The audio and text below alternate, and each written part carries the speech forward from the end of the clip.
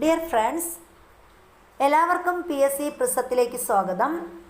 ഇന്ന് മുതൽ നമ്മൾ SCERT സീരീസാണ് ചെയ്യാൻ പോകുന്നത്. 9ാം ക്ലാസ്സിലെ ജോഗ്രഫിയിൽ നിന്നുള്ള ഒന്നാമത്തെ ചാപ്റ്ററാണ് ഇന്ന് നമ്മൾ നോക്കുന്നത്. നമ്മുടെ ചാപ്റ്ററിൻ്റെ പേരാണ് ലോകത്തിൻ്റെ നെറുകയിൽ. ഇന്ത്യ എന്നത് ഒരു മിശ്ര ബഹുസ്വര സംസ്കാരത്തിൻ്റെ നാടാണ്. ആദിമ കാലം മുതൽക്കേ പല വിദൂര ദേശങ്ങളിൽ നിന്നും ഇവിടേക്ക് വന്നെത്തിയ പ്രാകൃത ജനവിഭാഗങ്ങളും പിൽക്കാലത്ത് പല ഘട്ടങ്ങളിലായി പല വഴികളിലൂടെ ഈ നാട്ടിൽ വന്നെത്തുകയും സഹസ്രാബ്ദങ്ങളായി ഇവിടെ ജീവിക്കുകയും ചെയ്ത അനവധിയായ മനുഷ്യ സമൂഹങ്ങൾ വഴിയുമാണ് മറ്റൊരു രാജ്യത്തും കാണാൻ കഴിയാത്ത ഈ സാംസ്കാരിക വൈവിധ്യം ഇവിടെ രൂപപ്പെട്ടത്. ഭാഷ, വേഷഭൂഷാദികൾ, ആചാരങ്ങൾ, ആഘോഷങ്ങൾ, വിശ്വാസ പ്രമാണങ്ങൾ, കൃഷി എന്നിങ്ങനെ നിരവധി രംഗങ്ങളിൽ ഈ വൈവിധ്യം പ്രകടമാണ്.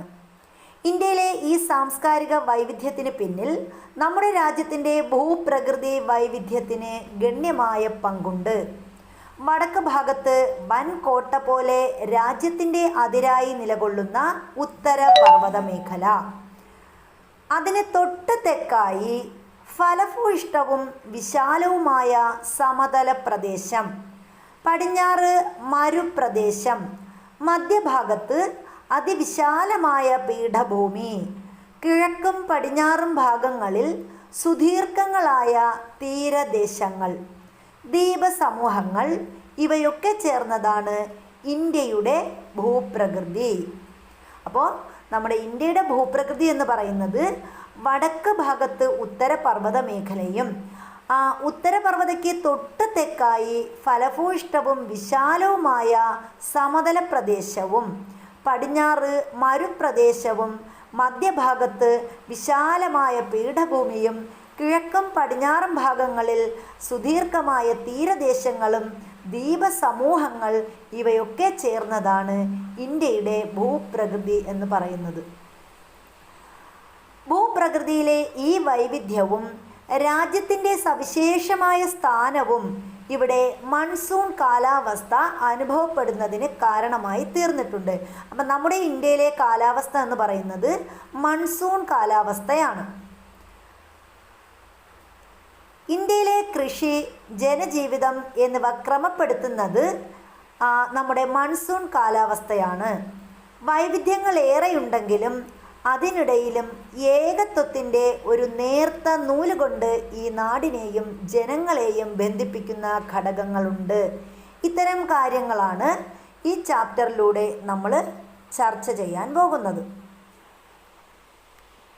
ഇവിടെ നമ്മൾ പറയുന്നത് ഭൂപ്രകൃതി സവിശേഷതകളുടെ അടിസ്ഥാനത്തിൽ ഇന്ത്യയെ പ്രധാനമായും 5ആയി തരംതിരിച്ചിട്ടുണ്ട്.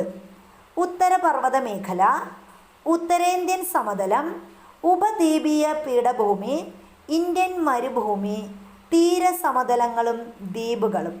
അപ്പോൾ ഭൂപ്രകൃതിയെ അടിസ്ഥാനപ്പെടുത്തി ഇന്ത്യയെ നമ്മൾ 5ആയി തരംതിരിച്ചിട്ടുണ്ട്. അത് ഉത്തരപർവ്വത മേഖല, ഉത്തരേന്ത്യൻ മഹാസമതലം, ഉപദ്വീപീയ പീഠഭൂമി, ഇന്ത്യൻ മരുഭൂമി, തീരസമതലങ്ങളും ദ്വീപുകളും മുതലായവയാണ്. ലോകത്തിൻ്റെ മേൽക്കൂര എന്നറിയപ്പെടുന്നത് പാമീർ പർവ്വതക്കെട്ടാണ്. അപ്പോൾ ലോകത്തിൻ്റെ മേൽക്കൂര എന്നറിയപ്പെടുന്ന പാമീർ പർവ്വതക്കെട്ടാണ്. ഈ പാമീർ പർവ്വതക്കെട്ടിൽ നിന്നും ഉത്ഭവിച്ച് കിഴക്ക് പൂർവാചൽ വരെ വ്യാപിക്കുന്ന നിരവധി പർവ്വത നിരകൾ ചേർന്നതാണ് ഇന്ത്യൻ ഉപഭൂഖണ്ഡത്തിൻ്റെ വടക്ക് കിഴക്കൻ അതിരായ ഉത്തരപർവ്വത മേഖല. നമ്മുടെ ഉത്തരപർവ്വത മേഖല ഉത്ഭവിക്കുന്നത് പാമീർ പർവ്വതക്കെട്ടിൽ നിന്നാണ്. ഈ പാമീർ പർവ്വതക്കെട്ടിൽ നിന്നും ഉത്ഭവിച്ച് ഇത് കിഴക്ക് പൂർവാചൽ വരെ വ്യാപിക്കുന്ന നിരവധി പർവ്വതനിരകൾ ചേർന്നതാണ് നമ്മുടെ ഉത്തരപർവ്വത മേഖല എന്ന് പറയുന്നത്. അപ്പോൾ ഉത്തരപർവ്വത മേഖലയിലെ പ്രധാനപ്പെട്ട പർവ്വത നിരകൾ ഏതൊക്കെയെന്നാണ് നമ്മൾ നോക്കുന്നത്.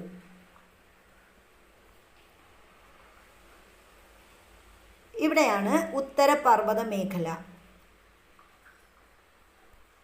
ഈ ഉത്തരപർവ്വത മേഖലയിൽ നിന്നും ഉത്ഭവിക്കുന്ന പർവ്വതനിരകളാണ് കുൻലുൻ, ടിയാൻഷൻ, ഹിന്ദുക്കുഷ്, സുലൈമാൻ മുതലായവ. സുലൈമാൻ ഇതൊക്കെ ഉത്തരപർവ്വത മേഖലയിൽ നിന്നും ഉത്ഭവിക്കുന്ന പർവ്വതനിരകളാണ്.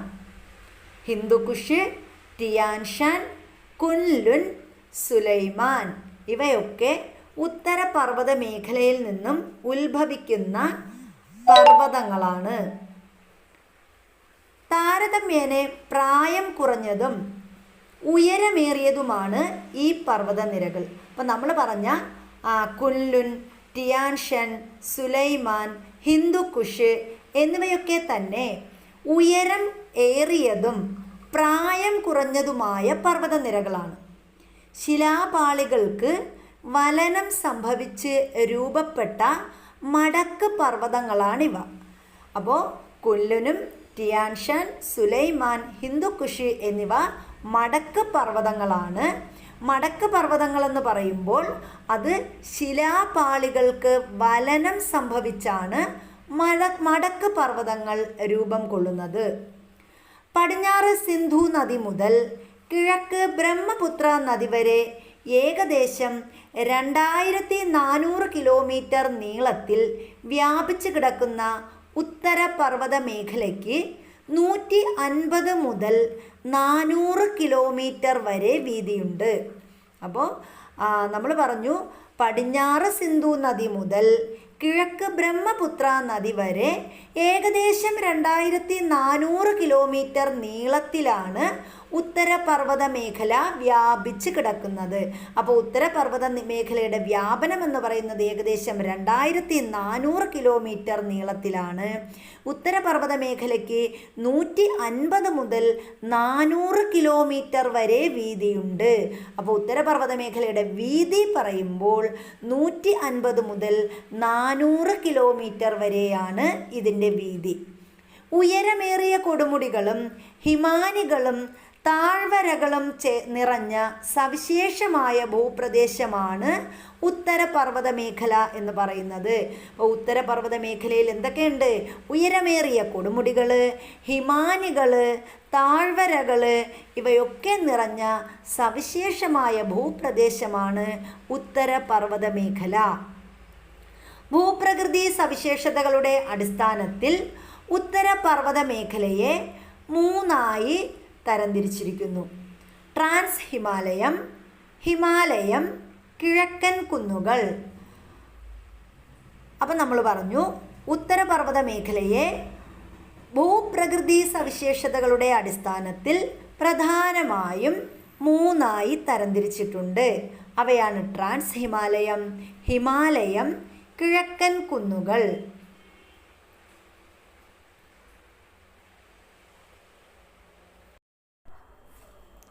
സമുദ്രനിരപ്പിൽ നിന്നും ശരാശരി 900 മീറ്ററിന് മുകളിൽ ഉയരമുള്ള ഭൂരൂപങ്ങളെ പൊതുവെ പർവ്വതങ്ങൾ എന്ന് വിളിക്കുന്നു.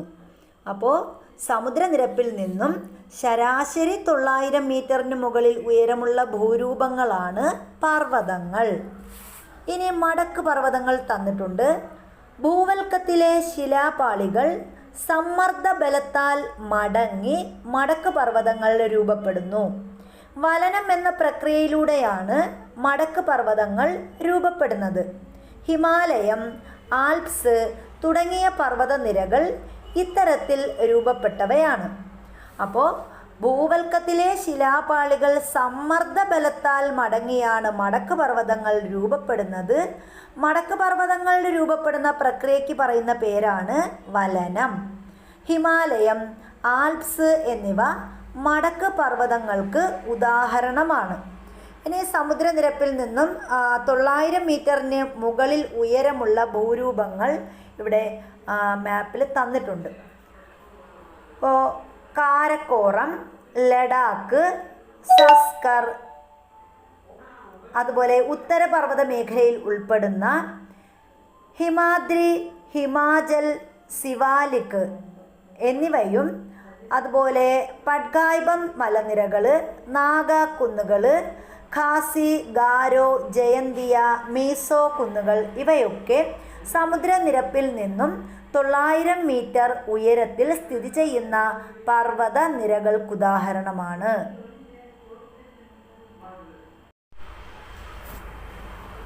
ഉത്തരപർവ്വത മേഖലയിലെ 3 വിഭാഗങ്ങളിൽ ഉൾപ്പെടുന്ന പർവ്വത നിരകൾ ഏതെല്ലാമെന്ന് ഭൂപടം നിരീക്ഷിച്ച് കണ്ടെത്തി പട്ടിക പൂർത്തിയാക്കാനായി തന്നിട്ടുണ്ട്. അപ്പോൾ ഉത്തരപർവ്വത മേഖലയിലെ 3 വിഭാഗങ്ങളാണ്. ഒന്ന് ട്രാൻസ് ഹിമാലയം, അതുപോലെ ഹിമാലയം, കിഴക്കൻ കുന്നുകൾ മുതലായവ. ട്രാൻസ് ഹിമാലയം, ഹിമാലയം, കിഴക്കൻ കുന്നുകൾ. ഇവിടെ ട്രാൻസ് ഹിമാലയത്തിൽ ഉൾപ്പെടുന്നത് ഈ ഭാഗമാണ് ട്രാൻസ് ഹിമാലയത്തിൽ വരുന്നത്. ട്രാൻസ് ഹിമാലയത്തിൽ ഉൾപ്പെടുന്നവയാണ് കാരക്കോറം, ലഡാക്ക്, സസ്കർ നിരകൾ. കാരക്കോറം, അതുപോലെ ലഡാക്ക്, സസ്കർ നിരകൾ എന്നിവ ട്രാൻസ് ഹിമാലയത്തിൽ ഉൾപ്പെടുന്നവയാണ്. അത് കഴിഞ്ഞിട്ട് അടുത്ത് വരുന്നു ഹിമാലയത്തിൽ ഉൾപ്പെടുന്നവയാണ് ഹിമാദ്രി, ഹിമാചൽ, സിവാലിക് മുതലായവ. ഹിമാദ്രി, ഹിമാചൽ, സിവാലിക് എന്നിവ ഹിമാലയത്തിലാണ് ഉൾപ്പെടുന്നത്. അടുത്ത് നമ്മൾ പറയുന്നത് കിഴക്കൻ കുന്നുകൾ. കിഴക്കൻ കുന്നുകളിൽ ഉൾപ്പെടുന്നവയാണ് നാഗാ കുന്നുകൾ, പട്കായിബം കുന്നുകൾ, ഗാരോ, ജയന്തിയ, ഖാസി കുന്നുകൾ. അപ്പോൾ ഇവ 3മാണ് ഉത്തരപർവ്വത മേഖലയിലെ പ്രധാനപ്പെട്ട പർവ്വതനിരകൾ. അപ്പം നമ്മൾ പറഞ്ഞു ഉത്തരപർവ്വത മേഖലയെ 3ആയി നമ്മൾ തരംതിരിച്ചു. ട്രാൻസ് ഹിമാലയം, ഹിമാലയം, കിഴക്കൻ കുന്നുകൾ. അതിൽ ട്രാൻസ് ഹിമാലയത്തിൽ ഉൾപ്പെടുന്നത് കാരക്കോറം, ലഡാക്ക്, സസ്കർ. ഹിമാലയത്തിൽ വരുന്നത് ഹിമാദ്രി, ഹിമാചൽ, സിവാലിക്. അതുപോലെ കിഴക്കൻ കുന്നുകളിൽ ഉൾപ്പെടുന്നവയാണ് നാഗാ കുന്നുകൾ, പട്കായിബം കുന്നുകൾ, ഗാരോ, ജയന്തിയ, ഖാസി കുന്നുകൾ മുതലായവ. ഉത്തരപർവ്വത മേഖലയിൽ ഉൾപ്പെടുന്ന പ്രധാന പർവ്വത നിരകൾ നമ്മൾ കണ്ടു കഴിഞ്ഞു. ഉത്തരപർവ്വത മേഖലയിൽ ഏറ്റവും വടക്ക് കാണപ്പെടുന്ന ട്രാൻസ് ഹിമാലയത്തെ ടിബറ്റൻ ഹിമാലയം എന്നും അറിയപ്പെടുന്നു. അപ്പോൾ ട്രാൻസ് ഹിമാലയം അറിയപ്പെടുന്ന മറ്റൊരു പേരാണ് ടിബറ്റൻ ഹിമാലയം. ശരാശരി 3000 മീറ്റർ ഉയരമുള്ള ട്രാൻസ് ഹിമാലയത്തിന് ഏകദേശം 40 കിലോമീറ്റർ വീതിയും 965 കിലോമീറ്റർ നീളവുമുണ്ട്. അപ്പോൾ നമ്മൾ പറഞ്ഞു ഉത്തരപർവ്വത മേഖലയുടെ വടക്ക് കാണപ്പെടുന്ന ട്രാൻസ് ഹിമാലയത്തെ ടിബറ്റൻ ഹിമാലയം എന്നറിയപ്പെടുന്നു. ഇതിൻ്റെ ഉയരം എന്ന് പറയുന്നത് ട്രാൻസ് ഹിമാലയത്തിൻ്റെ ഉയരം 3000 മീറ്ററാണ്. അതുപോലെ തന്നെ ഇതിന് ഏകദേശം 40 കിലോമീറ്റർ വീതിയുണ്ട്, 965 കിലോമീറ്റർ നീളമുണ്ട്. കാരക്കോറം നിര ഹിമാലയ പർവ്വതത്തെ പാമീർ പർവ്വതക്കെട്ടുമായി ബന്ധിപ്പിക്കുന്നു. അപ്പോൾ ഹിമാലയ പർവ്വതത്തെ പാമീർ പർവ്വതക്കെട്ടുമായി ബന്ധിപ്പിക്കുന്ന നിരകളാണ് കാരക്കോറം നിരകൾ.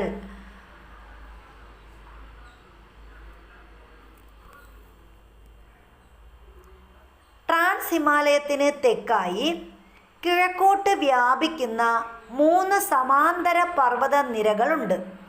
ട്രാൻസ് ഹിമാലയത്തിന് തെക്ക് കിഴക്കോട്ട് വ്യാപിക്കുന്ന 3 സമാന്തര പർവ്വത നിരകളാണ് ഹിമാദ്രി, ഹിമാചൽ, സിവാലിക് എന്നിവ.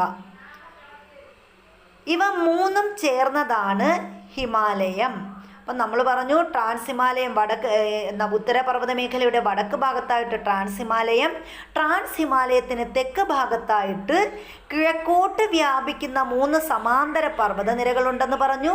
ഈ പർവ്വത നിരകളാണ് ഹിമാദ്രി, ഹിമാചൽ, സിവാലിക് എന്നിവ. ഇവ 3ഉം ചേർന്നതാണ് ഹിമാലയം. ഇനി ഭൂപടം നിരീക്ഷിച്ച് ഹിമാദ്രി, ഹിമാചൽ, സിവാലിക് എന്നീ നിരകളുടെ സ്ഥാനം കണ്ടെത്തി അവ സ്ഥിതി ചെയ്യുന്ന സംസ്ഥാനങ്ങൾ പട്ടികപ്പെടുത്താൻ പറഞ്ഞിട്ടുണ്ട്.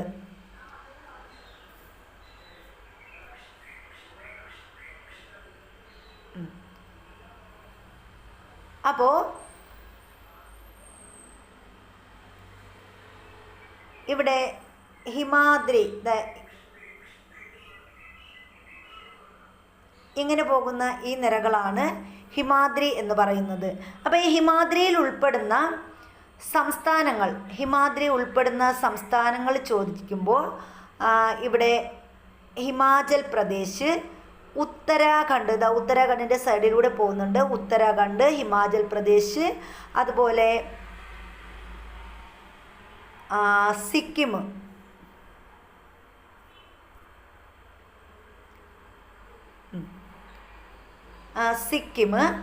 അരുണാചൽ പ്രദേശ് തുടങ്ങിയ സംസ്ഥാനങ്ങളിലാണ് ഹിമാദ്രി ഉൾപ്പെടുന്നത്. അപ്പോൾ ഹിമാദ്രി ഉൾപ്പെടുന്ന സംസ്ഥാനങ്ങൾ ചോദിച്ചാൽ അരുണാചൽ പ്രദേശ്, ദെൻ സിക്കിം, അതുപോലെ ഉത്തരാഖണ്ഡ്, ഹിമാചൽ പ്രദേശ് എന്നീ സംസ്ഥാനങ്ങൾ കൂടിയാണ് ഹിമാദ്രി കടന്നു പോകുന്നത്. അപ്പോൾ ഏതൊക്കെയാണ് നമ്മൾ പറഞ്ഞു? ഹിമാചൽ പ്രദേശ്, ഉത്തരാഖണ്ഡ്, സിക്കിം, അരുണാചൽ പ്രദേശ് എന്നീ സംസ്ഥാനങ്ങളിലൂടെ ഹിമാദ്രി കടന്നു പോകുന്നുണ്ട്. അടുത്ത് വരുമ്പോൾ ഹിമാചൽ ഉൾപ്പെടുന്ന സംസ്ഥാനങ്ങൾ ഹിമാചൽ പ്രദേശ്, അതുപോലെ ഉത്തരാഖണ്ഡ്, ദെൻ സിക്കിമിൻ്റെ കുറച്ച് ഭാഗങ്ങൾ,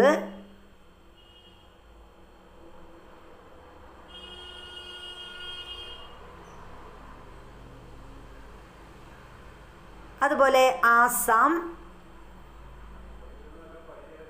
അരുണാചൽ പ്രദേശ് എന്നീ ഭാഗങ്ങളിലൂടെയാണ് ഹിമാചൽ കടന്നു പോകുന്നത്. അരുണാചൽ പ്രദേശ്, ആസാം, സിക്കിം, അതുപോലെ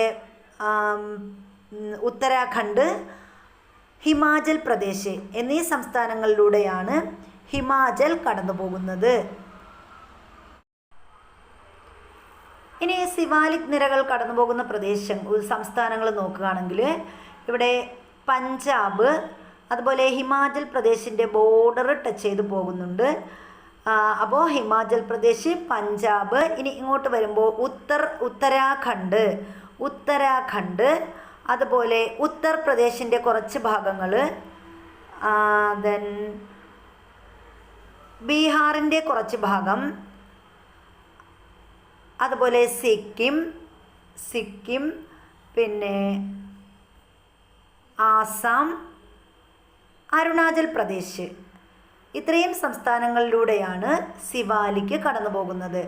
ആസാം, സിക്കിം, ബീഹാർ, ഉത്തർപ്രദേശ്, ഉത്തരാഖണ്ഡ്, ദെൻ ഹരിയാനയുടെയും കുറച്ച് ഭാഗങ്ങളിലൂടെ സൈഡിലൂടെ പോകുന്നുണ്ട്. ഹരിയാന, അതുപോലെ പഞ്ചാബ്, പിന്നെ ഹിമാചൽ പ്രദേശ്, ഇതിൻ്റെ ബോർഡർ, ഈ പ്രദേശങ്ങളിലൂടെയൊക്കെ സിവാലിക് നിരകൾ കടന്നു പോകുന്നുണ്ട്.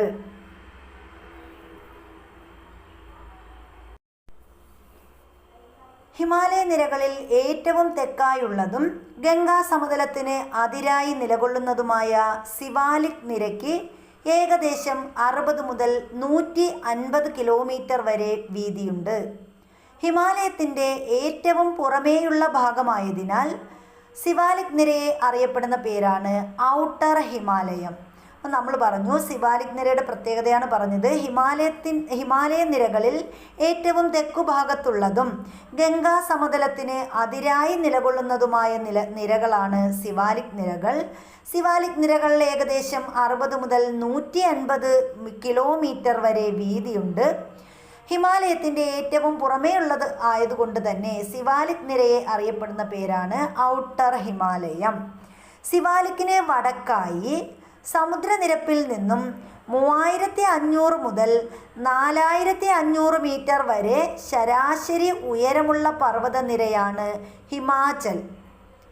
ഹിമാചൽ ലെസ്സർ ഹിമാലയം എന്നും അറിയപ്പെടുന്നു.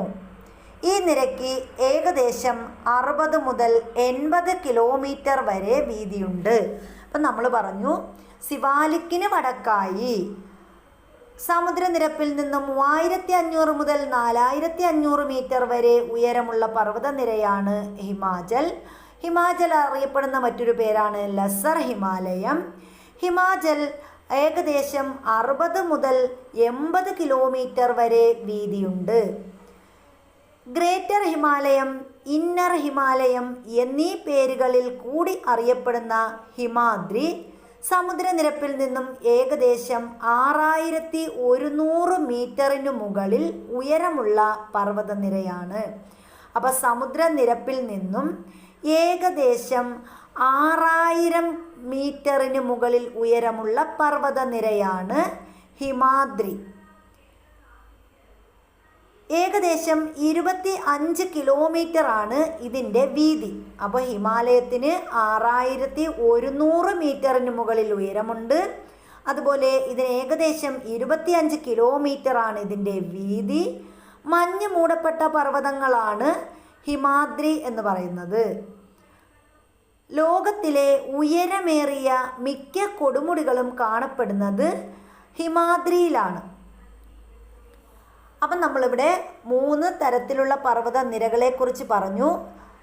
ഹിമാലയൻ നിരകളിൽ ഏറ്റവും തെക്കേ അറ്റത്തുള്ളതും അതുപോലെ ഔട്ടർ ഹിമാലയം എന്നറിയപ്പെടുന്നതുമാണ് സിവാലിക് നിരകൾ. സിവാലിക് നിരകൾക്ക് വടക്കായി 3500 മുതൽ 4500 മീറ്റർ വരെ ഉയരമുള്ളതും ലെസർ ഹിമാലയം എന്നറിയപ്പെടുന്നതുമായ നിരകളാണ് ഹിമാചൽ. അതുപോലെ ഗ്രേറ്റർ ഹിമാലയം, ഇന്നർ ഹിമാലയം എന്നീ പേരുകളിൽ അറിയപ്പെടുന്നതാണ് ഹിമാദ്രി. ലോകത്തിലെ ഏറ്റവും ഉയരം കൂടിയ കൊടുമുടികൾ കാണപ്പെടുന്നത് ഹിമാദ്രിയിലാണ് എന്ന് പറഞ്ഞു. ശിലാമണ്ഡല ഫലകങ്ങൾ. ഭൂവൽക്കവും മാൻഡിലിൻ്റെ മുകൾ ഭാഗവും ചേർന്നതാണ് ശിലാമണ്ഡലം. ശിലാമണ്ഡലം ചെറുതും വലുതുമായ കഷ്ണങ്ങളായാണ് നിലകൊള്ളുന്നത്. അനേകായിരം കിലോമീറ്റർ വിസ്തൃതിയും ഏകദേശം 100 കിലോമീറ്റർ വരെ കനവുമുള്ള ഈ ശിലാമണ്ഡല ഭാഗങ്ങളെയാണ് ശിലാമണ്ഡല ഫലകങ്ങൾ എന്ന് വിളിക്കുന്നത്.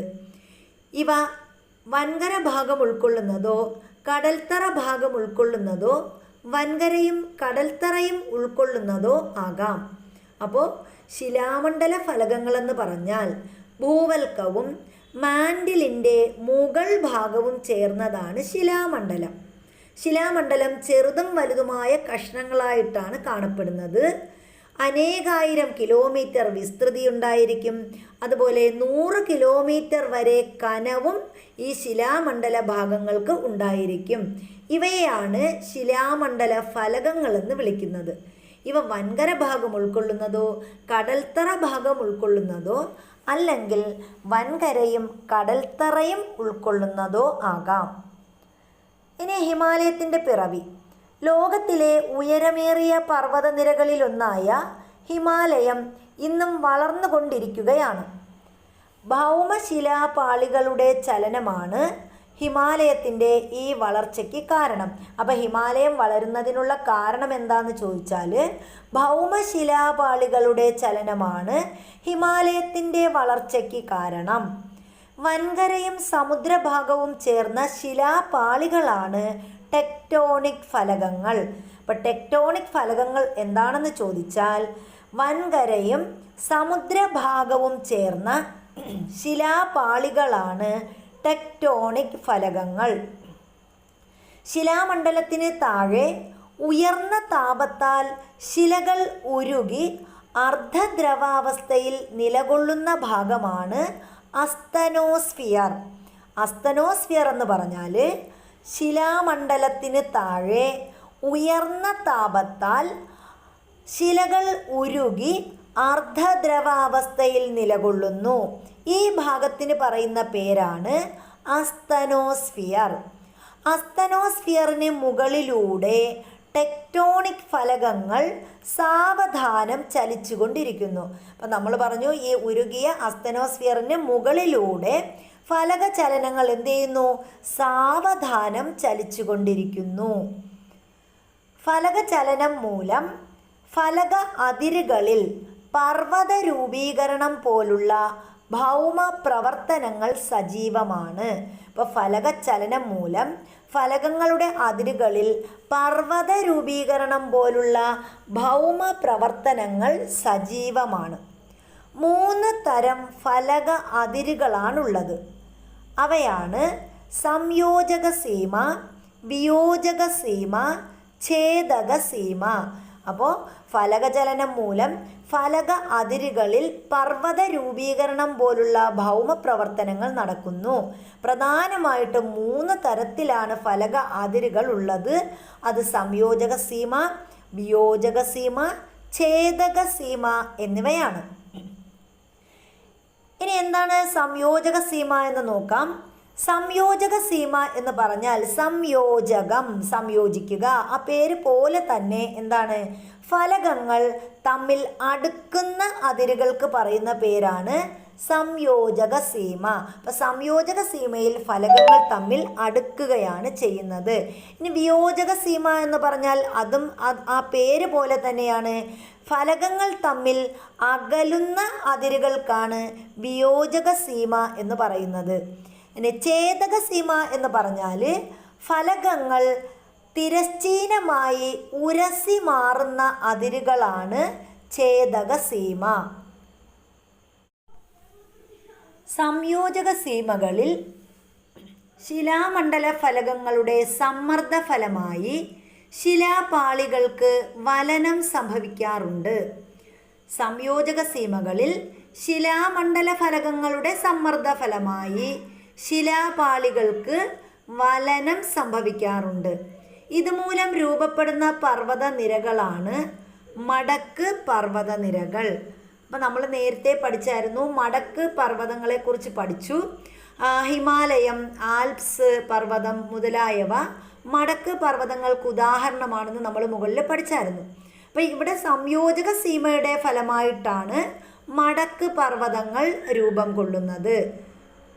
ഏകദേശം 150-160 ദശലക്ഷം വർഷങ്ങൾക്ക് മുമ്പ് ഉപദ്വീപീയ ഇന്ത്യയും ഓസ്ട്രേലിയൻ വൻകരയും ഉൾപ്പെടുന്ന ഇന്ത്യൻ ഫലകത്തിൻ്റെ സ്ഥാനം ദക്ഷിണാർദ്ധഗോളത്തിലായിരുന്നു.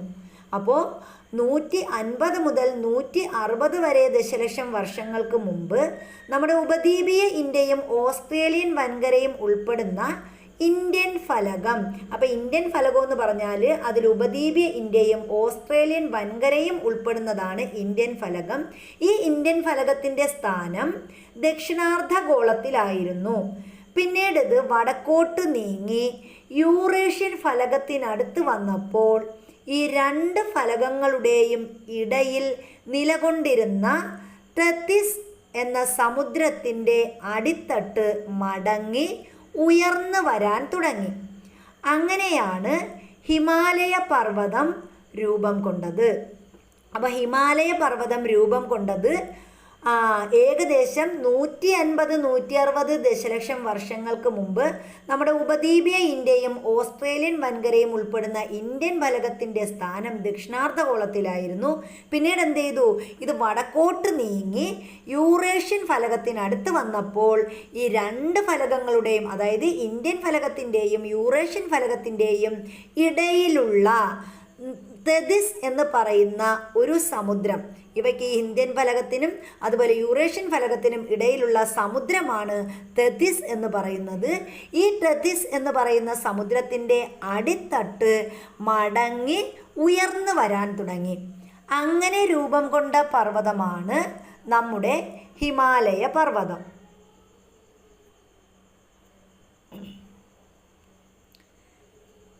അടുത്ത് നമ്മൾ ഗിരികന്ധരങ്ങളാണ് നോക്കുന്നത്. ഹിമാലയ നിരയ്ക്ക് കുറുകെയുള്ള ഒരു ഗിരികന്ധരമാണ് ഇവിടെ തന്നിരിക്കുന്നത്. ആഴമേറിയതും ചെങ്കുത്തായ വശങ്ങളോട് കൂടിയതുമായ താഴ്വരകളാണ് ഗിരികന്ധരങ്ങൾ. അപ്പം ഗിരികന്ധരങ്ങൾ അഥവാ ഗോർജസ് എന്ന് പറഞ്ഞാൽ ആഴമേറിയതും ചെങ്കുത്തായ വശങ്ങളോട് കൂടിയതുമായ താഴ്വരകളെയാണ് ഗിരികന്ധരങ്ങൾ അല്ലെങ്കിൽ ഗോർജസ് എന്ന് വിളിക്കുന്നത്. സിന്ധു, ഗംഗ, സത്ലജ് തുടങ്ങിയ നദികൾ അപരദനത്തിലൂടെ ഹിമാലയ പർവ്വത നിരയ്ക്ക് കുറുകെ ഗിരികന്ധരങ്ങൾ സൃഷ്ടിക്കുന്നു. അപ്പം ഏതൊക്കെ നദികളാണ്? നമ്മുടെ സിന്ധു, ഗംഗ, സത്ലജ് എന്നീ നദികൾ ഇതിലൂടെയാ അപരദനത്തിലൂടെ ഹിമാലയ പർവ്വത നിരയ്ക്ക് കുറുകെയായിട്ട് ഗിരികന്ധരങ്ങൾ സൃഷ്ടിക്കുന്നു.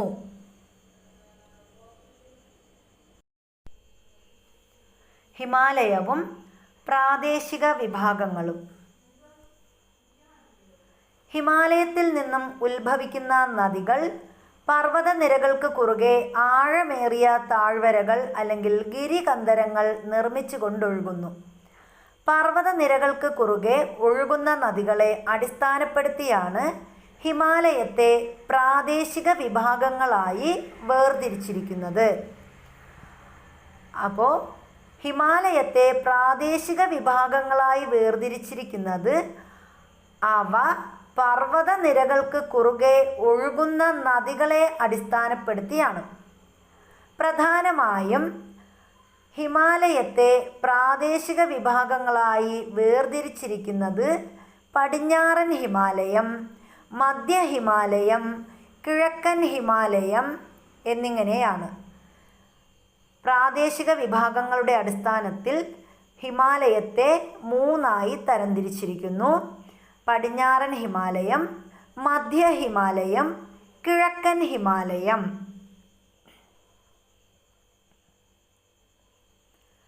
ഹിമാലയത്തിൻ്റെ 3 പ്രാദേശിക മേഖലകളും അവയെ വേർതിരിക്കുന്ന നദികളുമാണ് ചുവടെ നൽകിയിട്ടുള്ള പട്ടികയിൽ ഉൾപ്പെടുത്തിയിട്ടുള്ളത്. അപ്പം നമുക്ക് ആ പട്ടിക ഒന്ന് നോക്കാം. ഇതിൽ ഹിമാലയ മേഖല വേർതിരിക്കുന്ന നദികൾ. ഹിമാലയ മേഖല പടിഞ്ഞാറൻ ഹിമാലയം.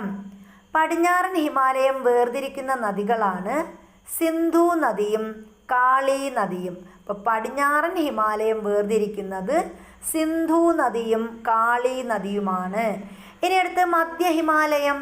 മധ്യ ഹിമാലയത്തിലേക്ക് വരുമ്പോൾ മധ്യ ഹിമാലയം വേർതിരിക്കുന്ന നദികൾ കാളി നദിയും ടീസ്ത നദിയും. അപ്പോൾ മധ്യ ഹിമാലയം വേർതിരിക്കുന്നത് കാളി നദിയും ടീസ്ത നദിയുമാണ്. ഇനി കിഴക്കൻ ഹിമാലയത്തിലേക്ക് വന്നാൽ ടീസ്ത നദിയും ബ്രഹ്മപുത്ര നദിയുമാണ് കിഴക്കൻ ഹിമാലയത്തെ വേർതിരിക്കുന്നത്.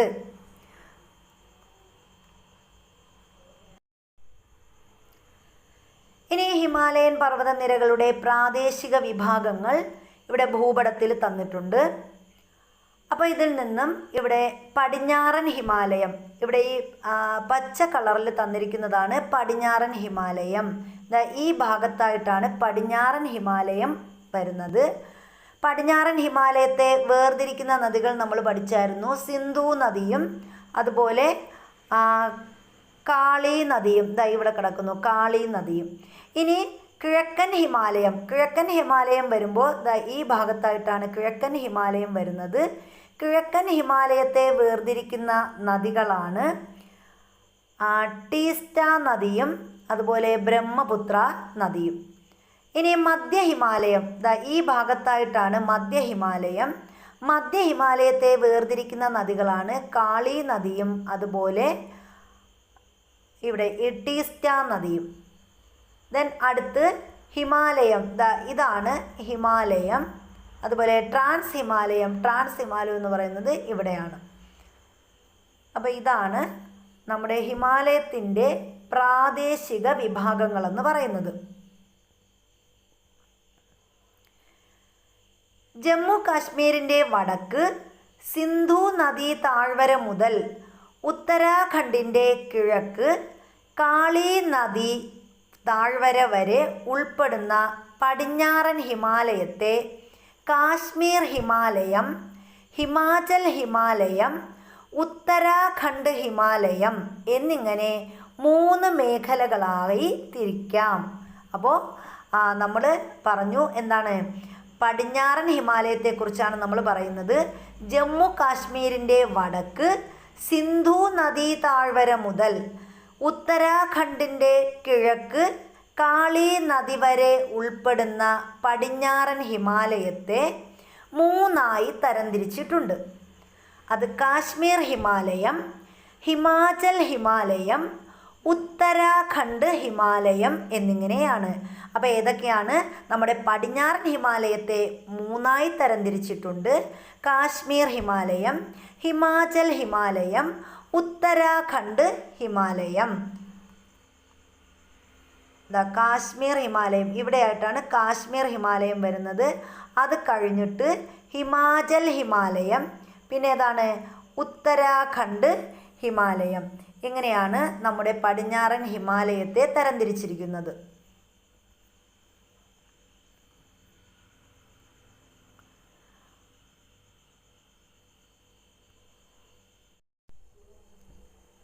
കാശ്മീർ ഹിമാലയം. ജമ്മു കാശ്മീർ, ലഡാക്ക് പ്രദേശത്ത് ഏകദേശം 3.5 ലക്ഷം ചതുരശ്ര കിലോമീറ്റർ വിസ്തൃതിയിൽ വ്യാപിച്ചു കിടക്കുന്ന കാശ്മീർ ഹിമാലയത്തിന് ഏകദേശം 700 കിലോമീറ്റർ നീളവും 500 കിലോമീറ്റർ വീതിയുമുണ്ട്. അപ്പോൾ ജമ്മു കാശ്മീർ, ലഡാക്ക് പ്രദേശത്ത് 3.5 ലക്ഷം ചതുരശ്ര കിലോമീറ്ററിൽ വ്യാപിച്ചു കിടക്കുന്ന ഹിമാലയമാണ് കാശ്മീർ ഹിമാലയം. ഇതിന് 700 കിലോമീറ്റർ നീളവും 500 കിലോമീറ്റർ വീതിയുമുണ്ട്. അപ്പോൾ കാശ്മീർ ഹിമാലയത്തിൻ്റെ നീളം 700 കിലോമീറ്റർ, വീതി എന്ന് പറയുന്നത് 500 കിലോമീറ്ററുമാണ്. മഞ്ഞ് മൂടിയ കൊടുമുടികളും താഴ്വരകളും മലനിരകളും നിറഞ്ഞ കാശ്മീർ ഹിമാലയത്തിലെ പ്രധാന പർവ്വതനിരകളാണ് കാരക്കോറം, സസ്കർ, ലഡാക്ക്, പീർ പഞ്ചാൽ എന്നിവ. അപ്പോൾ മഞ്ഞുമൂടിയ കൊടുമുടിയും താഴ്വരകളും മലനിരകളും നിറഞ്ഞതാണ് നമ്മുടെ കാശ്മീർ ഹിമാലയം എന്ന് പറയുന്നത്, അല്ലേ? ഇവിടെ പടം തന്നിട്ടുണ്ട്. എന്താണ് ആ ചിത്രത്തിൽ കണ്ടാൽ അറിയാം. നല്ല മഞ്ഞ് മൂടിയ കൊടുമുടികളുണ്ട്, അതുപോലെ താഴ്വരകളുണ്ട്, മലനിരകളുണ്ട്. ഇതൊക്കെ നിറഞ്ഞ കാശ്മീർ ഹിമാലയത്തിലെ പ്രധാനപ്പെട്ട പർവ്വതനിരകൾ ചോദിച്ചാൽ അത് ഏതൊക്കെയാണ്? കാരക്കോറം, സസ്കർ, ലഡാക്ക്, പീർ പഞ്ചൽ എന്നിവയാണ്. കാരക്കോറം, സസ്കർ, ലഡാക്ക്, പീർ പഞ്ചൽ. കാരക്കോറം, സസ്കർ, ലഡാക്ക്, പീർ പഞ്ചൽ എന്നിവയാണ് എവിടത്തെ കൊടുമുടികൾ? നമ്മുടെ കാശ്മീർ ഹിമാലയത്തിലെ പ്രധാനപ്പെട്ട പർവ്വതനിരകൾ. ലോകത്തിലെ രണ്ടാമത്തെ ഉയരമേറിയ കൊടുമുടിയായ മൗണ്ട് കേട്ടു കാരക്കോറം നിരയിലാണ് സ്ഥിതി ചെയ്യുന്നത്. അപ്പോൾ ലോകത്തിലെ രണ്ടാമത്തെ കൊടുമുടിയായ മൗണ്ട് കേട്ടു സ്ഥിതി ചെയ്യുന്നത് കാരക്കോറം നിരയിലാണ്. സിയാച്ചിൻ, ബോൾട്ടോരോ തുടങ്ങിയവ ഈ പ്രദേശത്തെ പ്രധാന ഹിമാനികളാണ്. അപ്പോൾ കാശ്മീർ ഹിമാലയത്തിലെ പ്രധാനപ്പെട്ട ഹിമാനികൾ ചോദിച്ചാൽ സിയാച്ചിൻ, ബോൾട്ടോരോ എന്നിവയാണ് കാശ്മീർ ഹിമാലയത്തിലെ പ്രധാന ഹിമാനികൾ. ഏതൊക്കെയാണ്? സിയാച്ചിൻ, ബോൾട്ടോരോ എന്നിവ കാശ്മീർ ഹിമാലയത്തിലെ പ്രധാനപ്പെട്ട ഹിമാനികളാണ്. ഇനി പർവ്വതങ്ങൾ ചോദിച്ചാൽ നമ്മൾ പറഞ്ഞു. ഏതൊക്കെയാണ് പറഞ്ഞത്? കാരക്കോറം, ലഡാക്ക്, സസ്കർ, പീർ പഞ്ചൽ എന്നിവയാണ് പ്രധാനപ്പെട്ട പർവ്വതനിരകൾ. സിന്ധു നദിയിലും അതിൻ്റെ പോഷക നദികളായ രവി, ചലം, ചിനാബ് തുടങ്ങിയവയിലും വർഷം മുഴുവനും സമൃദ്ധമായ നീരൊഴുക്ക് സാധ്യമാക്കുന്നത് ഈ ഹിമാനികളാണ്. അപ്പം നമ്മുടെ സിന്ധുവിൻ്റെ പോഷക നദികളായ രവി, ചലം, ചിനാബ് തുടങ്ങിയവയുടെയും സമൃദ്ധമായ നീരൊഴുക്കിന് കാരണം നമ്മുടെ സിയാച്ചിൻ, ബോൾട്ടോരോ എന്നീ ഹിമാനികളാണ്. പർവ്വതങ്ങളുടെ ഇരുവശങ്ങളെയും തമ്മിൽ ബന്ധിപ്പിച്ച് ഗതാഗതം സാധ്യമാക്കുന്നത് പർവ്വതങ്ങളിലെ ചുരങ്ങളാണ്. അപ്പോൾ പർവ്വതങ്ങളുടെ ഇരുവശങ്ങളെയും തമ്മിൽ ബന്ധിപ്പിച്ച് ഗതാഗതം സാധ്യമാക്കുന്നത് പർവ്വതങ്ങളിലുള്ള ചുരങ്ങളാണ്. പർവ്വതനിരകൾ മുറിച്ചു കടക്കാൻ സഹായകമായ സ്വാഭാവിക ഇടങ്ങളാണ് ചുരങ്ങൾ. അപ്പോൾ ചുരങ്ങൾ എന്ന് പറഞ്ഞാൽ എന്താണ്? പർവ്വതനിരകൾ മുറിച്ചു കടക്കാൻ സഹായകമായ സ്വാഭാവിക ഇടങ്ങളെയാണ് ചുരങ്ങൾ എന്ന് പറയുന്നത്. പീർ പഞ്ചാൽ പർവ്വതനിരയ്ക്ക് കുറുകെയുള്ള ബനിഹാൽ ചുരമാണ് ജമ്മു പ്രദേശത്തെ കാശ്മീർ താഴ്വരയുമായി ബന്ധിപ്പിക്കുന്നത്. അപ്പോൾ കാശ്മീർ താഴ്വരയെ ജമ്മു പ്രദേശവുമായി, അല്ലെങ്കിൽ ജമ്മുവിനെ കാശ്മീർ താഴ്വരയുമായി ബന്ധിപ്പിക്കുന്ന ചുരം ഏതെന്ന് ചോദിച്ചാൽ അതാണ് ബനിഹാൽ ചുരം. അപ്പോൾ ബനിഹാൽ ചുരം ഏതൊക്കെ പ്രദേശങ്ങളെയാണ്? ജമ്മുവിനെയും കാശ്മീർ താഴ്വരയും തമ്മിൽ ബന്ധിപ്പിക്കുന്ന ചുരമാണ് ബനിഹാൾ ചുരം. അടുത്ത് സിയാച്ചിൻ ഹിമാനിയാണ്. ലോകത്തിലെ ഏറ്റവും ഉയരത്തിൽ സ്ഥിതി ചെയ്യുന്ന യുദ്ധഭൂമി എന്നാണ് സിയാച്ചിൻ ഹിമാനിയെ വിശേഷിപ്പിക്കുന്നത്. ഇതാ കണ്ടോ, ലോകത്തിലെ ഏറ്റവും ഉയരത്തിൽ സ്ഥിതി ചെയ്യുന്ന യുദ്ധഭൂമിയാണ് സിയാച്ചിൻ ഹിമാനി.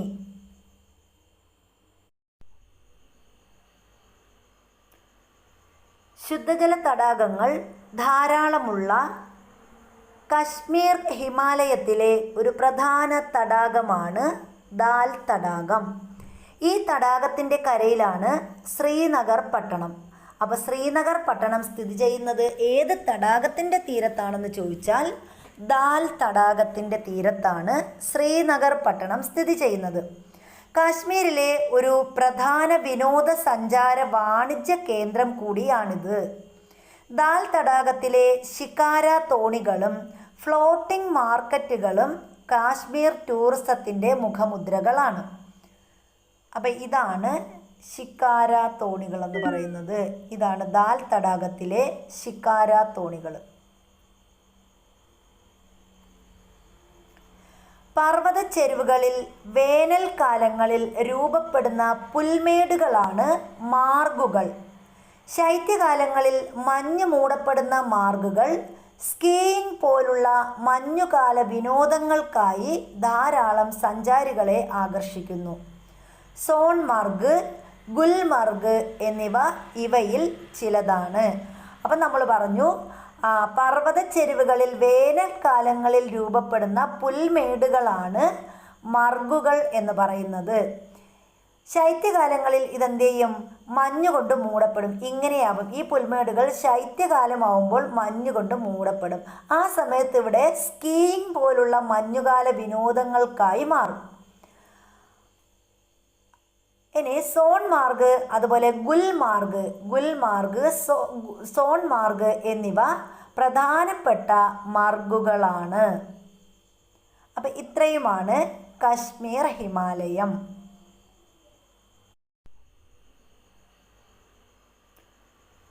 ശുദ്ധജല തടാകങ്ങൾ ധാരാളമുള്ള കശ്മീർ ഹിമാലയത്തിലെ ഒരു പ്രധാന തടാകമാണ് ദാൽ തടാകം. ഈ തടാകത്തിൻ്റെ കരയിലാണ് ശ്രീനഗർ പട്ടണം. അപ്പോൾ ശ്രീനഗർ പട്ടണം സ്ഥിതി ചെയ്യുന്നത് ഏത് തടാകത്തിൻ്റെ തീരത്താണെന്ന് ചോദിച്ചാൽ ദാൽ തടാകത്തിൻ്റെ തീരത്താണ് ശ്രീനഗർ പട്ടണം സ്ഥിതി ചെയ്യുന്നത്. കാശ്മീരിലെ ഒരു പ്രധാന വിനോദസഞ്ചാര വാണിജ്യ കേന്ദ്രം കൂടിയാണിത്. ദാൽ തടാകത്തിലെ ഷിക്കാര തോണികളും ഫ്ലോട്ടിംഗ് മാർക്കറ്റുകളും കാശ്മീർ ടൂറിസത്തിൻ്റെ മുഖമുദ്രകളാണ്. അപ്പം ഇതാണ് ഷിക്കാര തോണികൾ എന്ന് പറയുന്നത്. ഇതാണ് ദാൽ തടാകത്തിലെ ഷിക്കാര തോണികൾ. പർവ്വത ചെരുവുകളിൽ വേനൽക്കാലങ്ങളിൽ രൂപപ്പെടുന്ന പുൽമേടുകളാണ് മാർഗുകൾ. ശൈത്യകാലങ്ങളിൽ മഞ്ഞ് മൂടപ്പെടുന്ന മാർഗുകൾ സ്കീയിങ് പോലുള്ള മഞ്ഞുകാല വിനോദങ്ങൾക്കായി ധാരാളം സഞ്ചാരികളെ ആകർഷിക്കുന്നു. സോൺമാർഗ്, ഗുൽമർഗ് എന്നിവ ഇവയിൽ ചിലതാണ്. അപ്പം നമ്മൾ പറഞ്ഞു, പർവ്വത ചെരുവുകളിൽ വേനൽക്കാലങ്ങളിൽ രൂപപ്പെടുന്ന പുൽമേടുകളാണ് മർഗുകൾ എന്ന് പറയുന്നത്. ശൈത്യകാലങ്ങളിൽ ഇതെന്ത് ചെയ്യും? മഞ്ഞുകൊണ്ട് മൂടപ്പെടും. ഇങ്ങനെയാവും ഈ പുൽമേടുകൾ ശൈത്യകാലമാവുമ്പോൾ മഞ്ഞുകൊണ്ട് മൂടപ്പെടും. ആ സമയത്ത് ഇവിടെ സ്കീയിങ് പോലുള്ള മഞ്ഞുകാല വിനോദങ്ങൾക്കായി മാറും. ഇനി സോൺമാർഗ് അതുപോലെ ഗുൽമാർഗ്, സോൺമാർഗ് എന്നിവ പ്രധാനപ്പെട്ട മാർഗുകളാണ്. അപ്പം ഇത്രയുമാണ് കശ്മീർ ഹിമാലയം. ഡിയർ ഫ്രണ്ട്സ്, ഇപ്പോൾ തന്നെ നമ്മുടെ വീഡിയോ കുറച്ചധികം ലെങ്തി ആയിരിക്കുകയാണ്. അപ്പോൾ ഇനിയുള്ള ഹിമാലയം മുതൽ ഇനി നമ്മൾ അടുത്തൊരു പാർട്ടായിട്ടാണ് ചെയ്യുന്നത്. അപ്പോൾ ഇതുവരെ വീഡിയോ ഇഷ്ടപ്പെട്ടിട്ടുണ്ടെങ്കിൽ നിങ്ങൾ സബ്സ്ക്രൈബ് ചെയ്യണം, ലൈക്ക് ചെയ്യണം, കമൻറ്റ് ചെയ്യണം. നിങ്ങളുടെ വിലപ്പെട്ട കമൻറ്റുകളാണ് ഇനിയും ഇതുപോലുള്ള വീഡിയോകൾ ഇടുന്നതിന് നമ്മളെപ്പോലുള്ളവർക്ക് പ്രചോദനമേകുന്നത്. അതുകൊണ്ട് തീർച്ചയായിട്ടും നിങ്ങളുടെ ലൈക്കും ഷെയറും കമൻറ്റും സബ്സ്ക്രിപ്ഷനും ആഗ്രഹിച്ചുകൊണ്ട് നിർത്തുന്നു. Thank you.